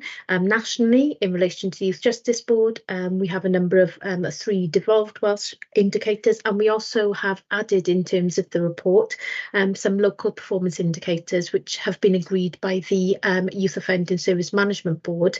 And the reason we provide those is to provide a greater context for the data. There is quite a lot of data within the report. There's an addendum which includes a visual representation in terms of a graph. I will try to present this as engaging as I possibly can in terms of that, but I'm happy to answer any questions at the end. So the first measure that I wanted to talk through, which is the relation to the analysis to first-time entrants. So we have the performance data in relation to that, which is a national indicator and also a key local indicator. So in relation to the Vale, there has been a 31% decrease in first-time entrants compared to the same period last year. What I would highlight at this point is the actual numbers of children entering the system is decreasing, which is reflective in the decrease in the statutory interventions, which would be from a conditional caution and court. So the number of children are represented by 4 in this period, but overall performance is very positive. So I can emphasise that when I compare performance against other areas. So within South Wales, across the South Wales, there has been an 18.8% increase in first-time entrants. And across Wales, an 8.1 increase. Also, there's been a 16.5% increase across the Youth Justice family. So there are a number of different areas which the Youth Justice Board match with us comparative in terms of size of population, generally in terms of social factors. So there's been an increase there, but what's really significant to draw to your attention is that where there's been an increase in the numbers across Wales and the Youth Justice family, we've continued to evidence a downward trajectory in the Vale. So we've previously fluctuated around the 20 to 25 to 40 first-time entrants in the period, but we've continued to reduce that. And what we would attribute that to is a substantial decrease. So we've continued to decrease year on year, and we focus very heavily on the flexible intervention that we offer for out-of-court disposals and a very robust strength-based preventative offer. We had additional funding, which we were able to add additional capacity in relation to the wider preventative offer through the turnaround programme, and it's enabled us to recruit another post to improve outcomes for children on the cusp of entering the youth justice system. But overall, we're very pleased with that positive data in relation to our first time entrants. Okay, if I move on now in terms of the reoffending data, so this relates to two areas, which is the binary rate, which shows whether a child or young person in the cohort has reoffended in a 12-month period. So the veil at the reporting point was 27.3% compared to South Wales figure of 35.7 and a Wales figure of 33.6. So again, in terms of the binary rate, we are slightly lower in the veil in terms of the whether the child in the cohort has reoffended in that period. We also have to provide information in respect of the number of reoffences by young people, so it is whether they have reoffended and what number of offences they have reoffended with, and we're seeing a similar trend in relation to other areas, and there's the slight decrease in the number of reoffences in relation to each young person. Okay, so moving through in terms of that, so what we would say in terms of our information that we have in respect of children who commit further offences or reoffend, we take every opportunity to analyse the information from a multi-agency perspective around children who have reoffended within this period. So we'll continue to complete file reoffending audits to support the analysis of reoffending, and this enables us to consider all potential contributory factors from a wide range of partnership agencies to identify whether there may be any potential barriers or opportunities for learning in respect of developing practice, ongoing good practice, but also just as important to us is that we look to evidence best practice that we can then ensure that we replicate, because it's often we will look at where there's deficits, but the focus on good practice, I think, is very important in terms of enabling us to know, okay, what did we do right for that young person, and what were the factors which may have contributed to the positive outcomes for that child. Okay, so if I can move on now in relation to the data surrounding education, training and employment. So since April 2023, there's been a requirement to consider additional information in relation to this indicator. So we have previously been providing data required by the Youth Justice Board about the numbers of young children who receive data and the number of hours they are. Now that there's been additional requirements that we need to look at the suitability of the educational offer, and this has been brought in by the Youth Justice Board really to take into account the more individual and specialist needs of children, which is not necessarily demonstrated within the attendance. Obviously, we would want full-time attendance for all children, but there is a need for specialist provision, and so we need to base that on individual children's need as well. But by the analysis of the data does enable us to identify if performance is being affected by lack of provision, or if there are tender issues or other wellbeing concerns that we can, as partners, contribute to in order to address that need to improve the attendance of that child. So in relation to the period, the data which ends during the period of April 22 to March 23, 3 children and young people who ended the statutory YOS provision. The average hours were being offered to school children at the start were 10 hours and at the end was 14 hours. And again, in relation to children who were above the statutory school age, the average hours offered at the start were 18.6. but at the end were 9 hours. But what I can say in relation to that is all appropriate referrals and support were offered in respect of these children. Moving on to the data in respect of access to suitable accommodation. Again, we have 12 children and people who were in suitable accommodation in relation at the start of the intervention, and 13 at the end. That data is correct because the time span had another young person who was then counted at the end of that period. So that's positive in terms of the suitability of accommodation. In relation to moving on to look at the performance in respect of substance misuse difficulties, we've identified children and young people in relation to this period, that there were 13 children whose intervention closed during this period. 9 were identified as requiring substance misuse referrals. 2 were already in receipt of services, 2 were referred for substance misuse assessment, and during that period, both of them, first was undertaken within timescales, the second was just after timescales in terms of when the substance misuse service was able to pick that up. What I would say in relation to this key performance indicator is that we have experienced some difficulties in relation to the service. You may recall that I previously highlighted concerns around the change in commissioning partners, so that we have the Cardiff and Vale Drug and Alcohol Service, CAVDAS, who've taken over the commissioning arrangements. So we were without a specialist substance misuse worker for quite a significant period. Unfortunately, after having a brief period of a specialist substance misuse worker in post, we are without that worker in post again.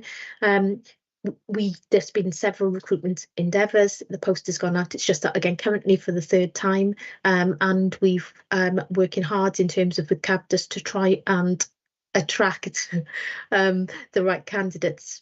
But that has been impacted by the situation in relation to recruitment, which is something which I know is existing across partners and services in terms of recruitment. In relation to the right to access mental health services, we've had within this period 6 children and young people were identified by screening as requiring mental health assessment. 3 were already in receipt of treatment. 1 young person declined that referral, and 2 further referrals were made in relation, and advice was given. Okay, so in a key area that we measure our performance is our access to restorative justice, and this relates to the services that partners within the youth offender service provide to victims. So 73 interventions closed during the period.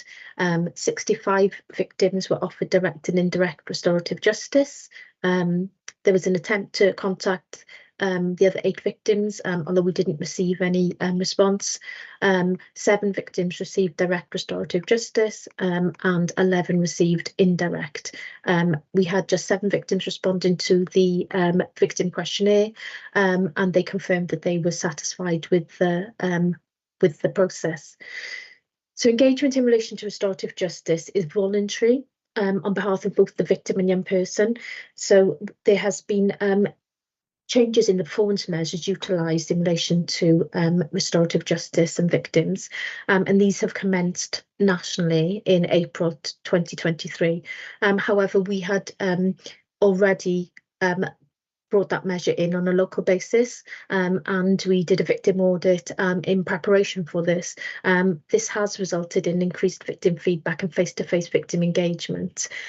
However, that area in terms of victims is engagement is an issue across all youth offending services, and it's something that is a very high priority for us to continue to put in place all measures that we can to try and support engagement of victims, whilst recognising that it is a voluntary engagement, and often there may be factors contributing to that, such as the delay between reporting of incidents and them coming through the system. There may be a time period which then may be quite difficult then for victims who may have felt that they happened a significant time ago before we get the opportunity we're able to contact them. And that can contribute to engagement issues. Okay, so something that I did reference at the beginning of my update is that we have changed the name of the service now. We're currently undertaking a communication strategy about informing our colleagues and partners and across the systems. So we've changed our name to Youth Justice and Early Support Services. This name was undertaken in consultation with staff, children, their families, and within board members, and this is a really significant and welcome change, because what it highlights is the increased focus and direction of the service and the youth justice system in general on preventative and diversionary interventions.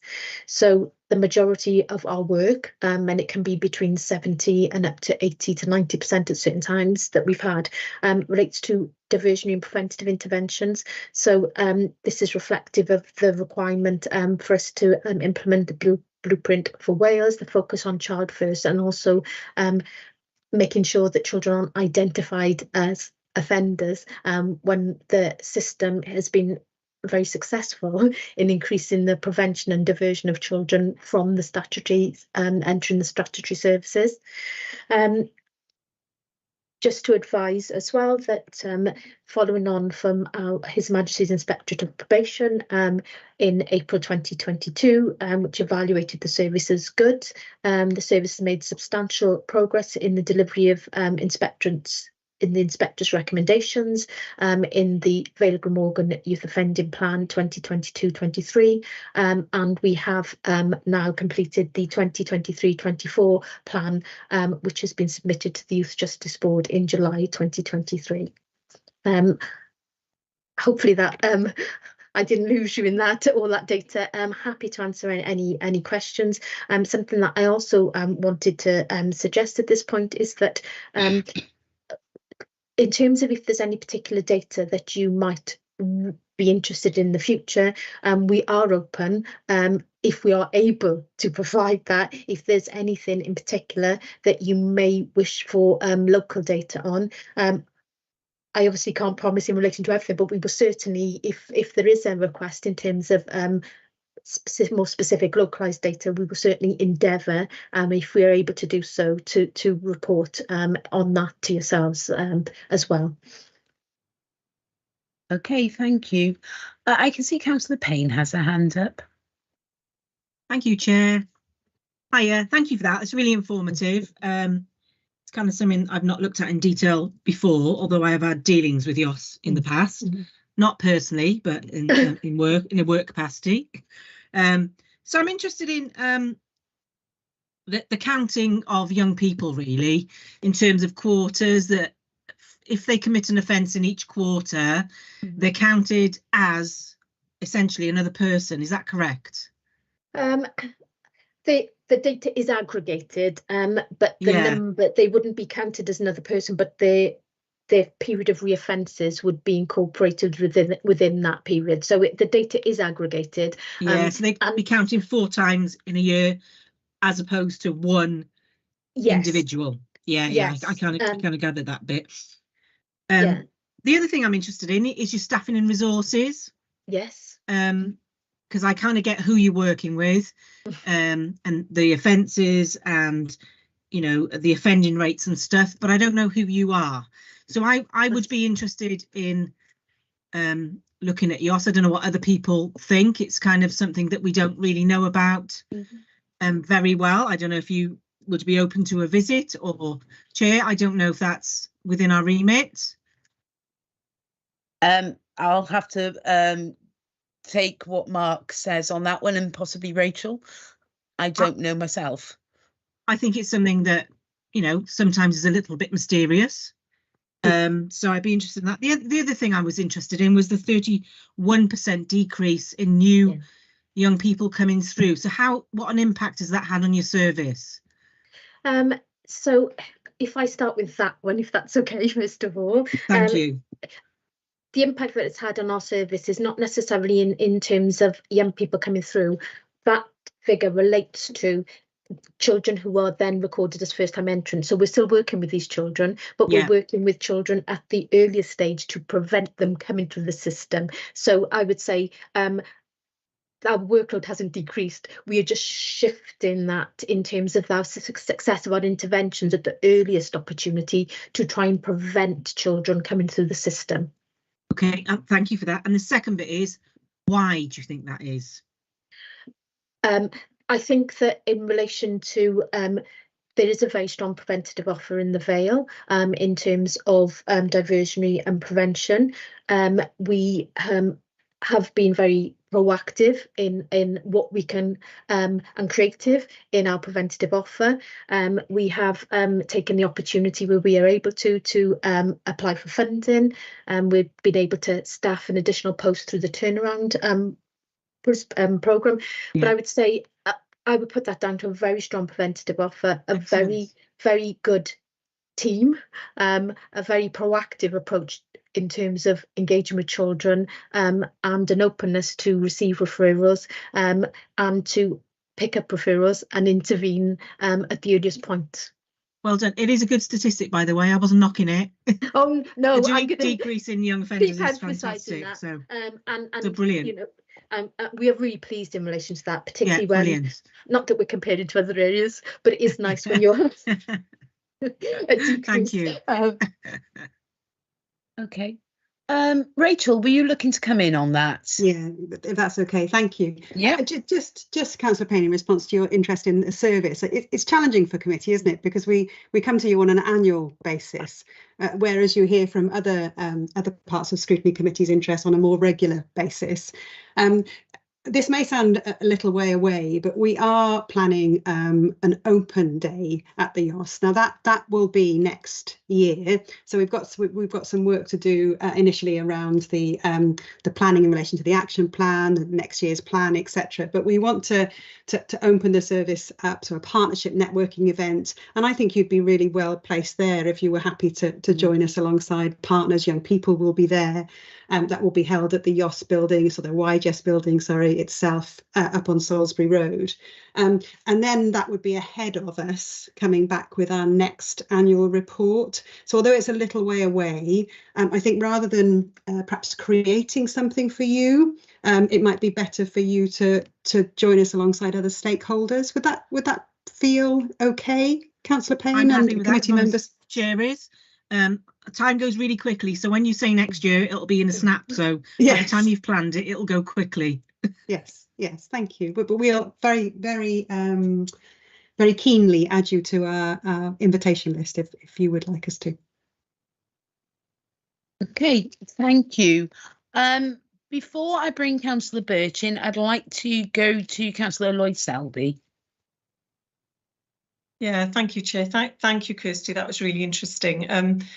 So this is a new area for me, and I was at the waterfront in Barry recently. I do lots of my supermarket shopping there, and you know, there's a large group of children there, and I mean very large, between 15 and 20 children who are creating some real challenges in terms of antisocial behaviour. I've seen the police trying to engage with them and struggling, you know, partly because of the sheer size of the group. And so when I look at that, you know, the question that goes through my mind is what happens to prevent those children? They are children, you know, young children. What steps are taken to prevent them crossing a line into what could be considered offending behaviour, and what reassurance can we offer local communities that there's a joined up approach that says we are aware of the issues and we're working together to address them so we can support the children and the community. And I'm not expecting you to answer that now, but like Councillor Payne, I was really encouraged by the stat around the decrease in first-time entrants. So really interested to hear your comment about all the work that the team is doing beforehand to make sure that children and young people aren't crossing the line. And so just a comment that in terms of future reports, I think it'd be really helpful, maybe just to include some case studies about some of the interventions and some of the work that's actually done, so that we can better understand that. And then we're able, as local councillors, just to communicate that to communities so that, you know, they better understand what's happening, but also so that we can understand what can we do where we're seeing things like that and we're aware of things within communities? What's our entrance point to ensuring that children and young people receive the support that they need, and also that communities are kept safe? Thank you. Yeah, that is a very important question. I think you're absolutely right in terms of the concerns about antisocial behaviour in general. Something I would highlight in relation to that that is in relation to the adult population as well, although often the perception can be that it's attributed more to children. So we work really hard in terms of trying to identify children and young people who may be in areas where there are, as you're absolutely right, safety issues. So we work very hard to try and identify those children, to divert them, to offer supports. We have a very, again, the preventative offer includes antisocial behaviour, so that if we're able to identify those children, then we will, along with our colleagues in community safety, we will attempt to offer interventions. Our success rate in relation to those interventions is really quite positive, because often there's an incremental stages. We go through an antisocial behaviour stage process with children, where we're able to identify and work with those children, and where we work through those stages with children, only 60% are coming through to the third stage, which is the further stage in relation to the antisocial behaviour. There will be within those numbers a small number of children who may have more persistent behaviours which can be deemed antisocial. Those children are also children who are extremely vulnerable and may have additional vulnerabilities, and there is a much wider general educational and engagement opportunity with children.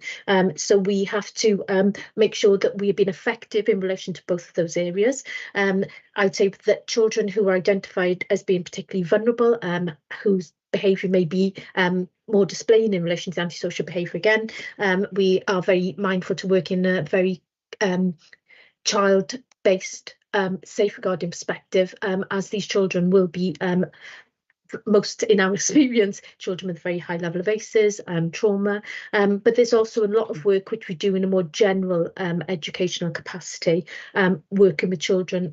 We have increased our preventative offer, where we're working with partners, trying to do street-based engagement, trying to identify hotspot areas, working with partners about how we can try and put measures in place to engage children within those spheres.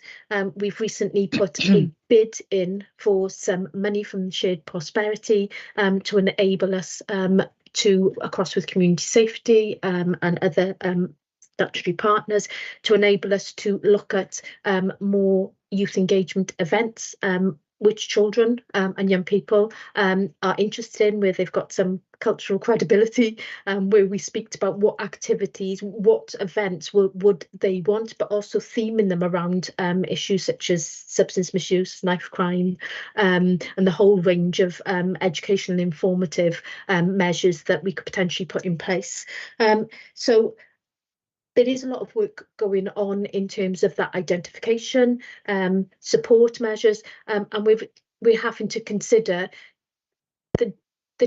what children want to do, and their needs are changing. So it is really important that we're engaging with children. And so what we're seeing is that some of the interventions or the activities that we have offered previously may be less popular now. What children are saying is that they want a safe space in a environment where they're able to have Wi-Fi, maybe have a coffee, but in an environment where it is supported, but they're able to have that drop-in approach as well. So we need to listen to children and communities, and we need to work to try and have a longer-term strategic approach about how we are supporting children, because you're quite right, it is, what I would say is those children, whether the behaviour is displayed impact on the community, which we would obviously always address with children and young people, is also signs of vulnerability and safeguarding of children, because quite rightly children are at risk. So we have In shorter term goals, we've met in relation to a longer term strategic. We're seeking opportunities for additional funding,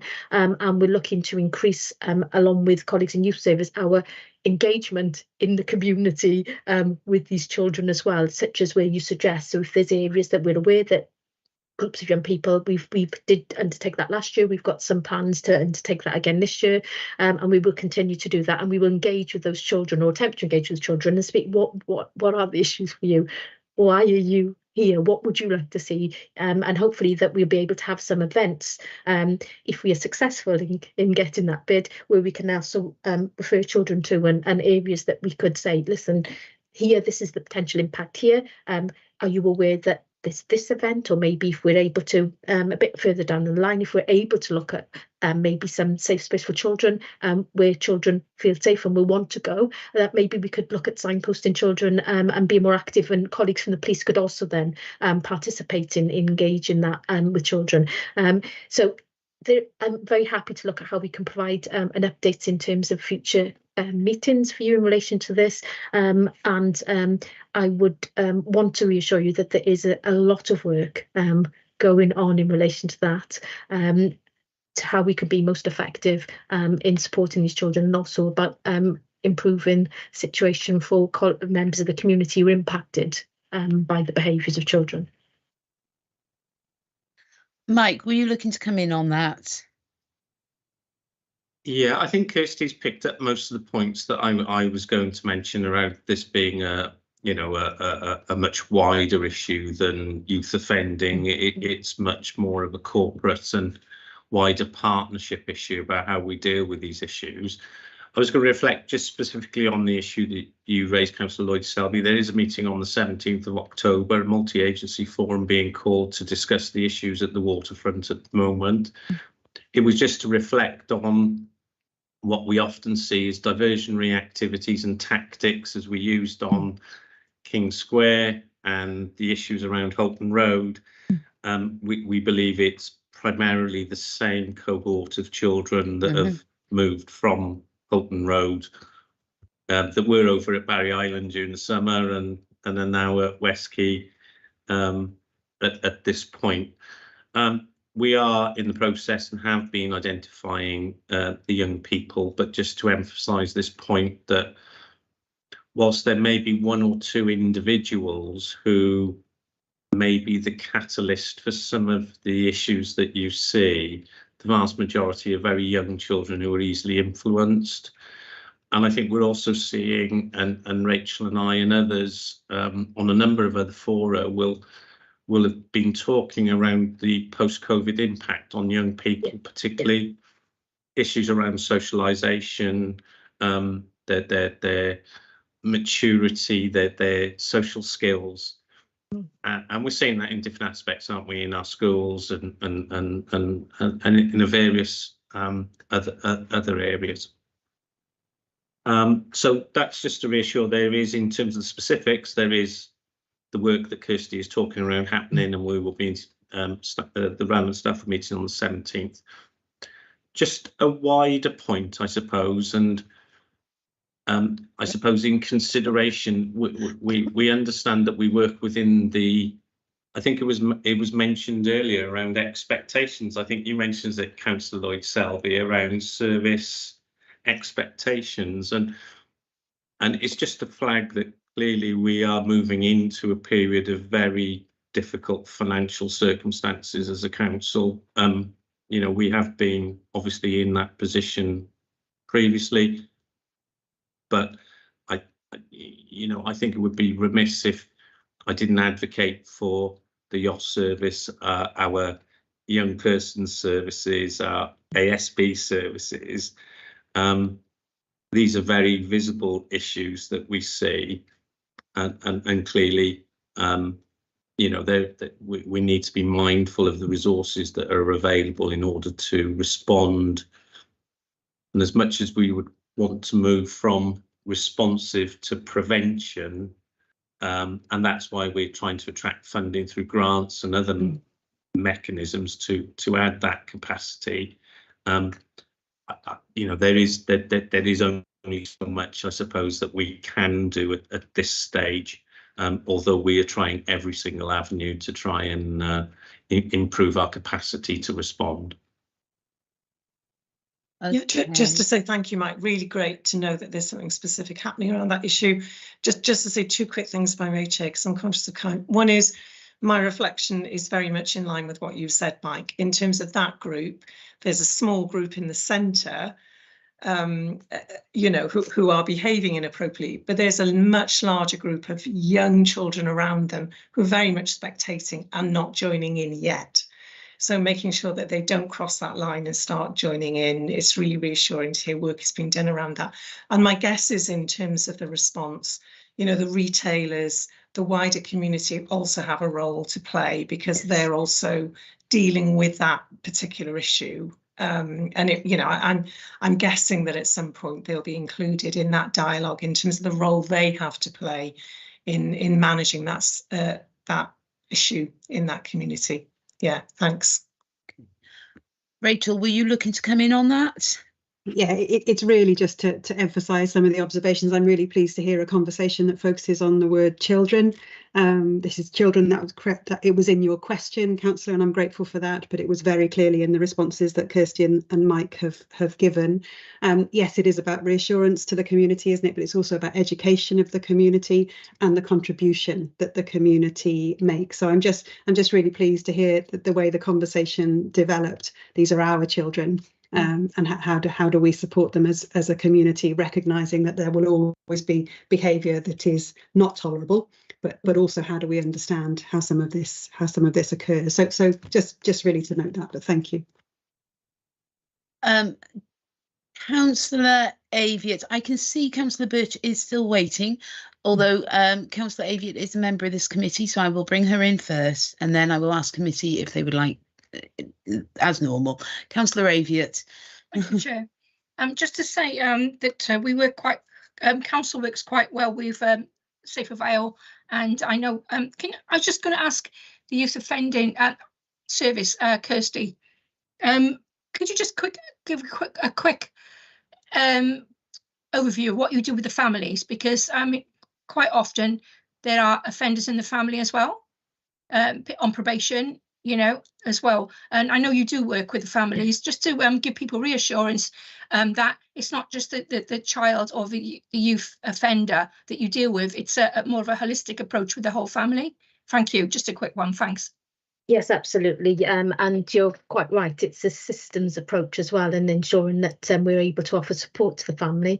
So we would involve the family within that work with that young person, but we would also make all appropriate referrals to early support services, family help, and we would do that work and children who are open to children's services or children who may need to be open to children's services. So we would work in very much a multi-agency way. One of the difficulties that we have had is that we have a parenting officer post which we have put out just about to go up for the third time, and we've struggled in terms of the recruitment of that post. That's not to say we don't have a parenting offer, because we have an expedited pathway through mainstream parenting services which we are able to utilise, but we would want to do more in terms of what developmental work we can do in relation to maybe looking at some more group work in the future, additional supports, and also particularly around the areas of identification of risk. So, for example, risks of exploitation, understanding of parents, and it's something that Councillor Lloyd Selby, you mentioned about the community, retailers, etc. It's as important that we look at how we can publicise and make people aware that groups of young people, there are also those vulnerabilities, and there needs to be that awareness of what those vulnerabilities and risks may be. So we have we work strongly in that way. We work on a basis which is systemic, which is not just with the child. We will make all appropriate referrals. We have maintained with our colleagues very close and active referral pathways whilst we're in a position not having a parenting officer. In fact, the parenting team are also supporting the recruitment in terms of those interviews being done jointly. But we would hopefully, when we're in a position to recruit into that, there is a lot of further and additional roles that we would look at how we could develop in terms of increasing that offer in terms of parenting. But quite rightly, we can't do that on our own. It's part of the much wider systems, and so that work is always done in relation to appropriate agencies and as a holistic way. So there's that team around that support on the family and about that child as well. They will be included in all the ASB intervention work. And something while I'm just referencing that is in terms of the impact on the community as well, the antisocial behaviour process that we work with the children, we always seek to undertake a restorative element in terms of trying to get that impact of that, whether we can have individuals. So there was the restorative offer doesn't just apply in relation to offences. We will also look at that in terms of if we're able to contact identified victims or identified members of the public who are willing to. Appreciate members of the public not always willing to report and in name, but where we have that, we will always seek to contact that. And the process in relation to children with the antisocial behaviour process also has a restorative element, so we can try and have that engagement about the actual impact on the community in general, and also identified members of the community who may be impacted. Thank you. Thank you for that. Okay, Councillor Birch is being extremely patient. Our committee happy for me to bring her in? Yes, Chair. Thank you. Thank you. Thank you for being so patient, Councillor Birch. It's okay. Right, thank you very much for the presentation. That was very interesting. I have various hats to do with this, and it's really interesting to hear from this point of view.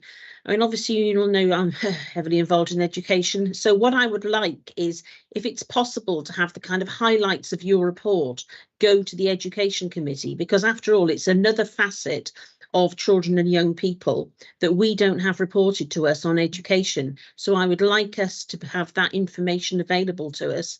And I'd like to say to both you and Rachel, if you've got any visits coming up, would it be possible to invite members of the Education Committee for exactly the same reasons that I've just asked for points on the report? Because I think that being involved in education is great, but I think that we need to see the whole gamut of experience for these children and young people, and this is obviously really important. I mean, we're talking about a campaign to get children back into school and so forth, and to become re-engaged with the education system, and this is the flip side of it, isn't it? What you are doing with these children when they're out of school.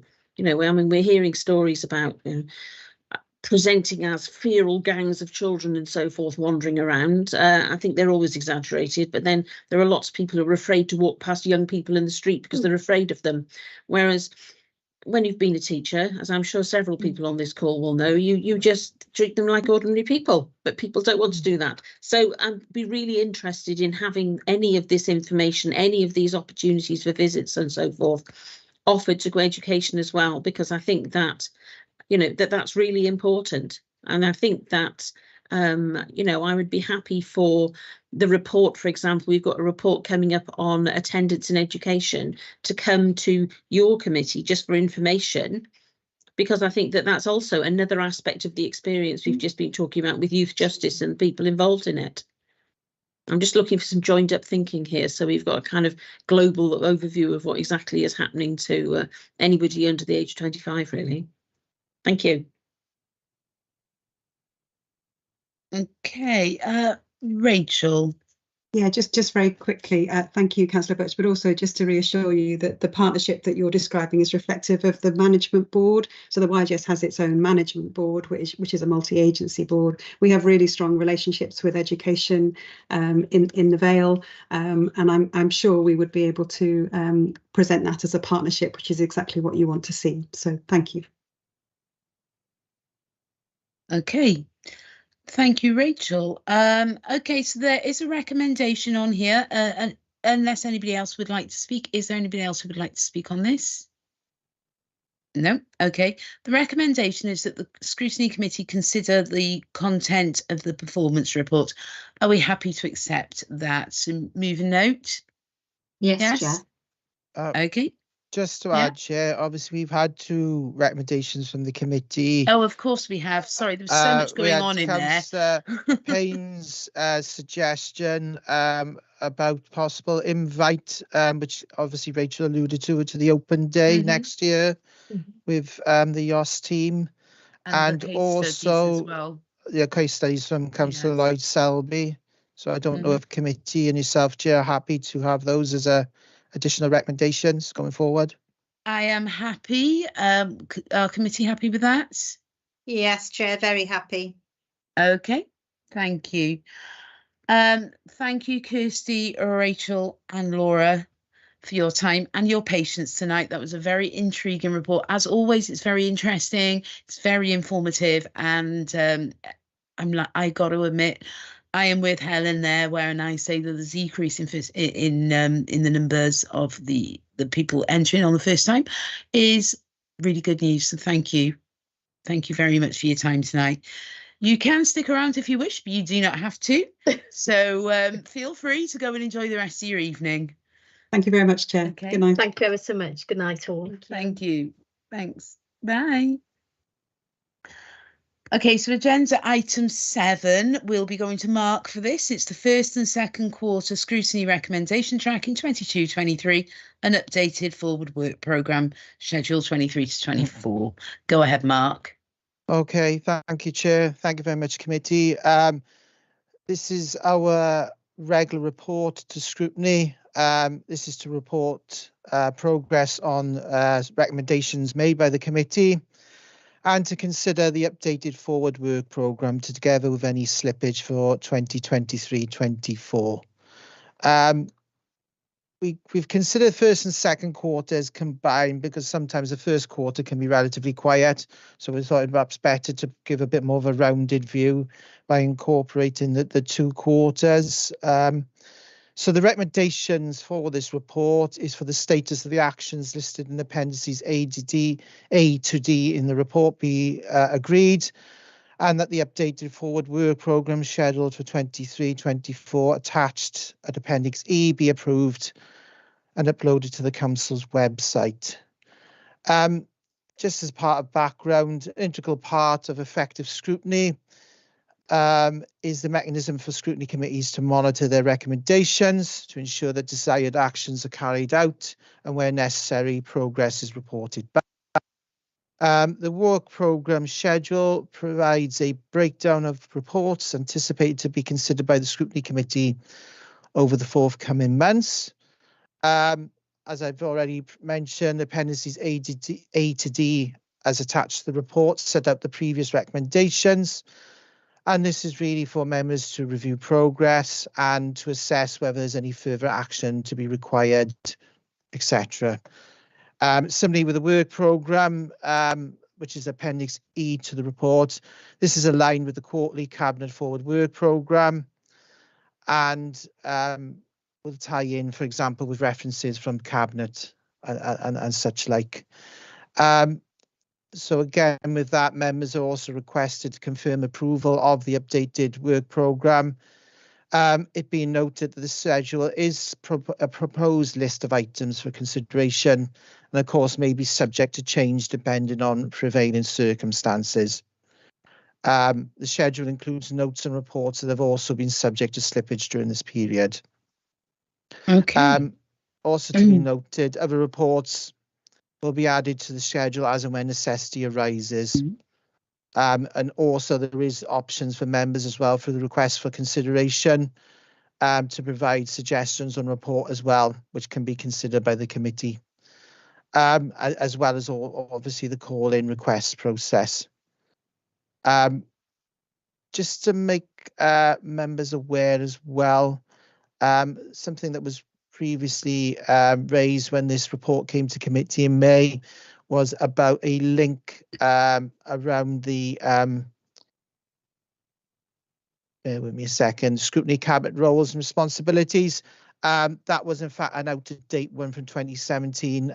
In this report now, there's an up-to-date one from 2021 that's now linked, and obviously that will be subject to further review as we go through the municipal year and beyond. also to mention to members as well, it's been further suggested to assist members following member induction programme that workshops be held regarding the tools to support effective scrutiny roles and responsibility as set out in the Council's constitution. And also scrutiny members may also wish to take part in further questioning skills training, which can be arranged. That's a bit of a whistle-stop tour of the report and obviously the appendices, but happy to take any questions or comments from the committee. Thanks, Chair. Thanks, committee. No problem at all, Mark. Thank you very much for that. Do we have any questions or comments? Councillor Lovelock-Edwards, I can always count on you. Thank you, Chair. I will keep this brief, I promise. Mark, it's just to do with some slippage, and that's the tenant and leaseholder participation strategy.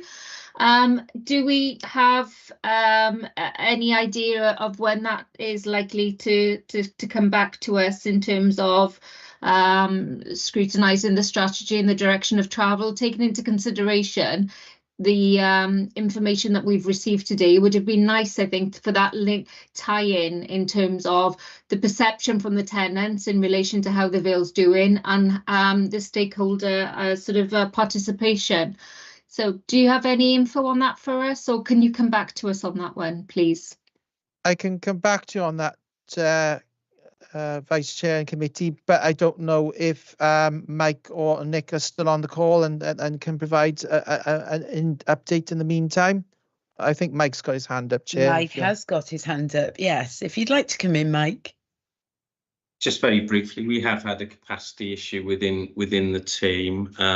Nick Jones was appointed to the permanent position of operational manager a couple of months ago, and we're in the process of recruiting Nick's former substantive post, which was housing lead, that would be responsible for leading this area of work. We've gone through a first round of interviews and we've gone through a first round of interviews. The post has been put back out, and Nick is currently shortlisting at the moment. As soon as we've got that post holder, we're hopeful that we will be successful in appointing to that position, and I would imagine that we'll be in a position to bring you that report early in the new year. Thank you, Mike. Really appreciate that update. Thank you. Thank you, Mike. Anybody else have any other comments or questions?